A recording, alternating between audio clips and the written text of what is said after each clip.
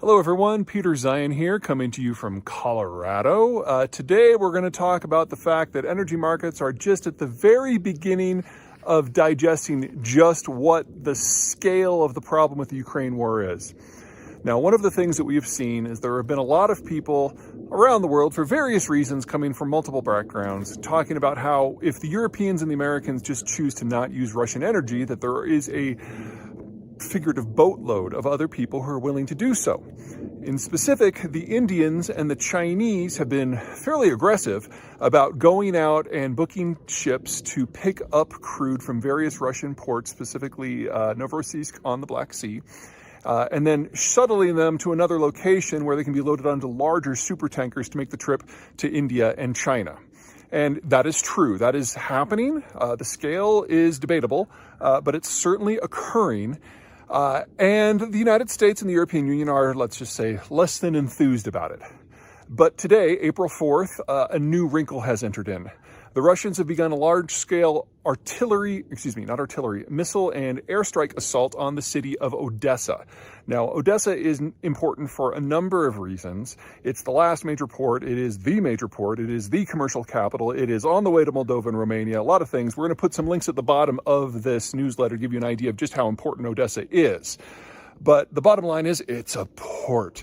And the Russians are specifically targeting refining, port, and tank infrastructure, which will, how can I put this delicately, lay bare the idiocy of any plans to export oil from the Black Sea to anywhere else on the planet writ large. Because now we have the Russians specifically, explicitly going after port infrastructure and specifically energy assets. So if your corporate plan or your national plan is to rely on the United States and NATO to make the seaways safe so that you can import Russian energy from a war zone where the Russians are bombing energy infrastructure, you should probably get a new job because you're not very good at your current one. Anyway, that's it for me. Until next time. I'm Peter Zeihan here, coming to you from Colorado. The news on March 21 was all about how the Europeans are starting to seriously discuss the concept of a full ban on all Russian oil, natural gas, and refined product exports.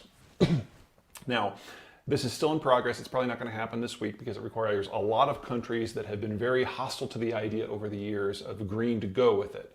But it's time to start talking about what that looks like because it probably is inevitable and it'll almost certainly happen in April. So first, a little bit of background about how the Russian system works. When the Soviet Union broke up, they had a lot of big fields that were being tapped, not necessarily to generate the most money, but just because the Soviet system didn't value efficiency. You've heard that from time to time. Anyway, everything went west. There were a series of pipelines that started in northwest Siberia, traced southwest and west to eventually getting to three specific locations.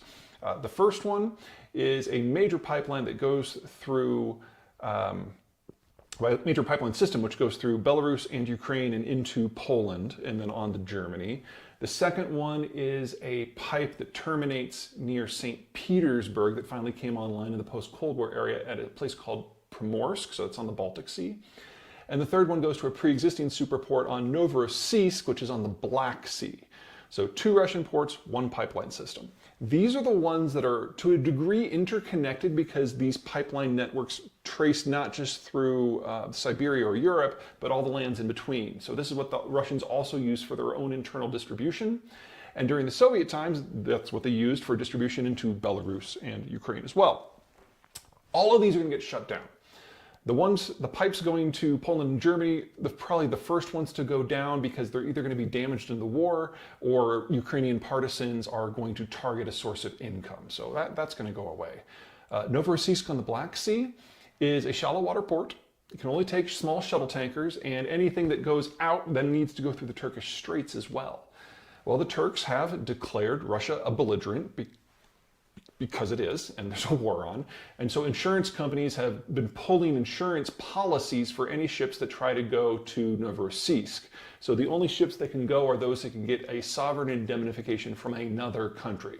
So there are signs that the Chinese are trying to send a fleet of small tankers into this port in order to load them up, and then once they get through the Turkish Straits at sea, offload them from the small tankers to a super tanker that can then make the transcontinental trip to China.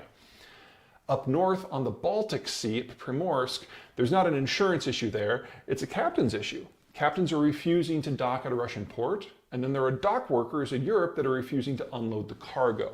So again, the Chinese are looking at potentially going there as well.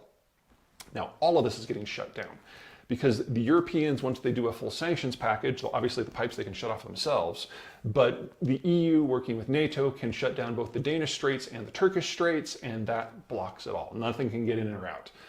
The Turks may still be getting a little bit of oil from the Russian on the side. That might be the price of getting this deal in, but it is coming, and that is 4 to 5 million barrels a day that'll fall offline. Now, some people say, why don't you just send it to China? I mean, the Chinese, they're not price sensitive. They'll do anything. Well, there's an infrastructure issue. First of all, what the Chinese are trying now is to load up at Primorsk and Novorossiysk, and then within sight of NATO ports, transfer this cargo from a small ship to a large ship, and just to assume that no one's going to do anything about it. It's one of the dumber things that I've heard, but apparently the Chinese are going to try it. Because right now, Russian Urals blend is trading at a $30 discount to other global trades. So they're thinking that it's worth the risk. And if they do get slapped down, it's no big loss. The real problem is that those fields in northwest Siberia, all the pipeline, all the infrastructure goes to the west. The fields that supply the Asian routes are not connected.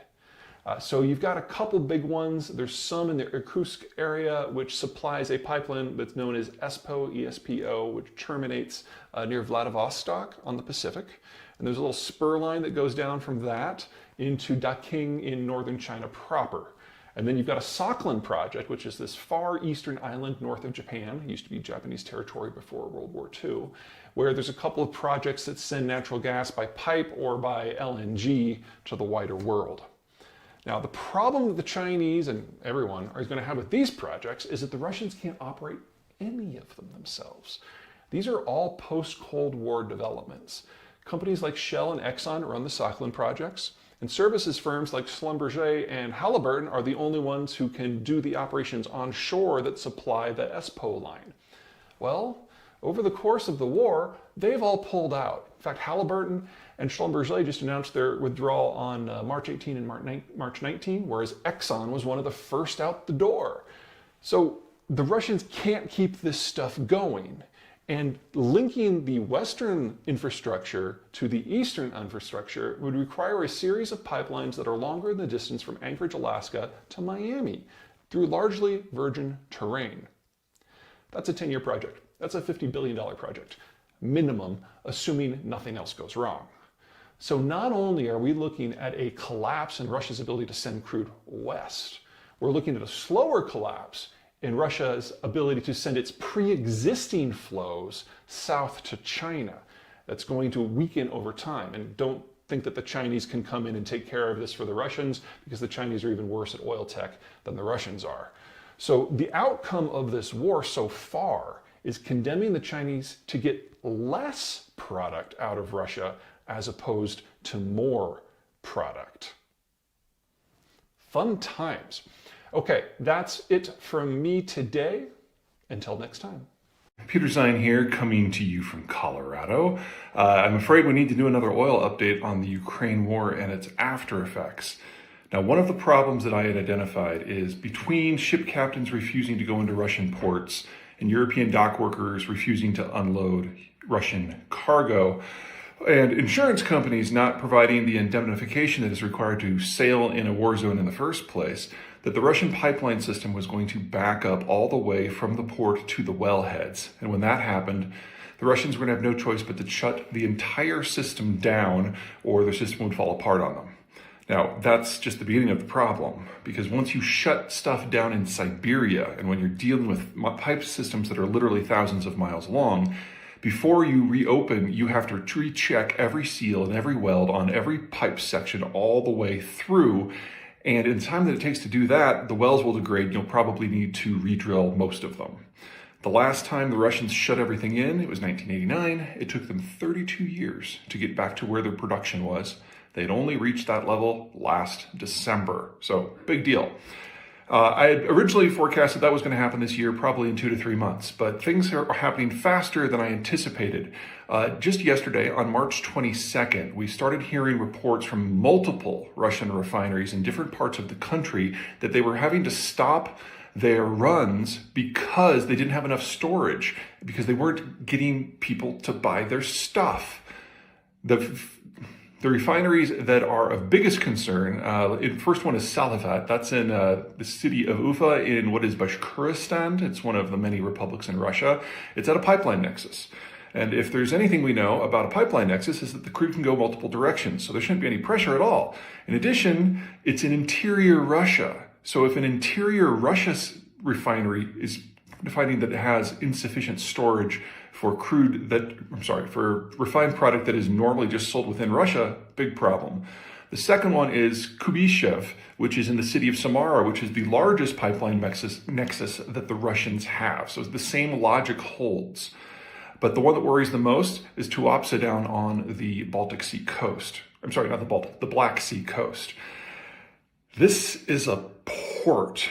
And if there is anyone who is willing to pick up Russian product at all, they should be able to pick it up from there. But the refining facilities are indicating that there's just not enough storage and they're having to stop runs. So instead of this happening in 2 to 3 months, we're seeing it now.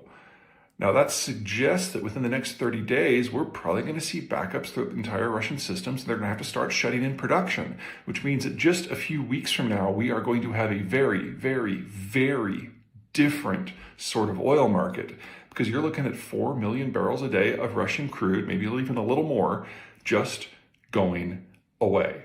It'll be the single largest disruption to oil markets in human history. All right, so that's enough about that. If you find this video or our newsletters or other videos useful, I recommend that you make a donation to the AFIA Foundation. That's what we're doing. The AFIA Foundation provides medical assistance to Ukrainian refugees, and the number has just ballooned. We're already at 3.5 million refugees having left Russia, plus at least another 6 million internally displaced persons within Ukraine itself. So I fully expect the number of total refugees to hit 10 million within 2 months at this point. Right now, about a third to half of them are in a single country, Poland, and the country is doing everything it can to accommodate them, but there's just so many, and there's so many more coming. So please donate early, donate often. Okay, that's everything from me. Until next time.